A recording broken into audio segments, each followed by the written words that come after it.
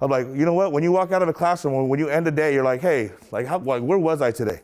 So today we're gonna be learning about 3 things: disrupting, avoiding, withdrawing, participating, investing, and driving, right? All within the classroom, okay? So here's what we got. I'm gonna take us through kind of this, like a jigsaw, and I want us to get to a point where we can just kind of self-assess ourselves. What do you think? Right? Okay, so when I think of disrupting, I think of obnoxious behavior that might disrupt our learning. What kind of obnoxious behavior? So like, kind of like what Hayden did earlier, when you like tap somebody, and you're like, and you keep tapping them, but they don't want to be bothered because they're learning. Like, give me an example. Have you ever seen disrupting in a classroom? Like, give me some personal experience. When a kid randomly starts like throwing things, or randomly just starts like acting up for no reason, or like do something that would get everybody's attention, 100%. so that oh, I'm doing this and I'm doing that, so it can just disrupt everybody and mess up everything. When you lose interest, what happens? You like start to doze off and like thinking about something else. Daydreaming. Yeah. Or you probably just go to sleep in class. Go to sleep in class. Cell phone's probably another huge one.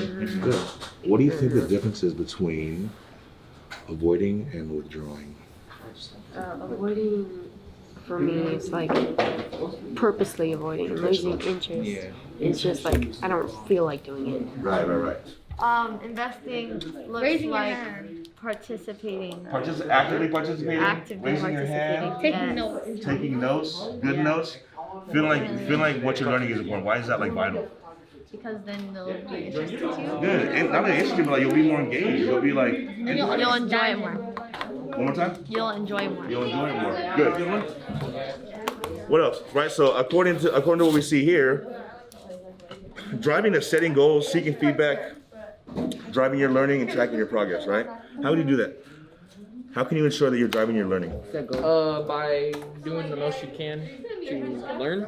Good. Well, doing the most you can to learn, but like, what does that look like? Does that look like contacting your teachers? Yeah, making Right. sure everything is turned on time, making sure Checking in when you don't remember. Checking in. What about when you're absent? being prepared, emailing your teachers Being prepared, catching up. Good. And how do we do that? Here.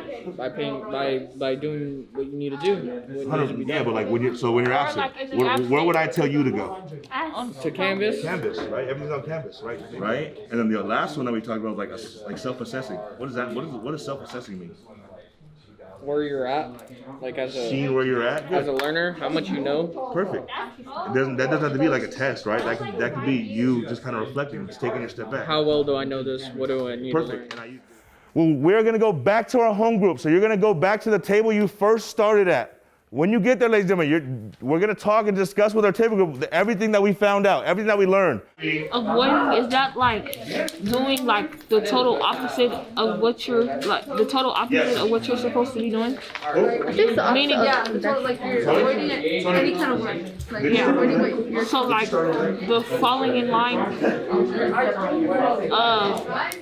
off task. I get it. We talked about basically driving, like it can fall in the line with pushing yourself to do better in the classroom. Not only a classroom setting, but a learning setting, anywhere you can really learn. So yeah, so for example, What did you guys do? a big one for me was the success criteria and time management. I feel like time management is a big one because you should make time to do what you're supposed to do, and you shouldn't really feel comfortable.